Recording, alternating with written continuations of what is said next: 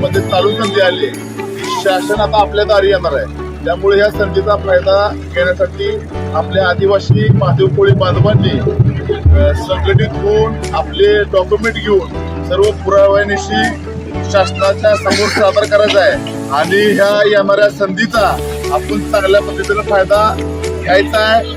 उद्या आपण शासनापर्यंत नाही गेलो तर येणाऱ्या काळामध्ये शासन आपल्याला म्हणेल की आम्ही तुमच्या दारी आलो होतो, तुम्ही तुमची मागणी काय मांडलीच नाही.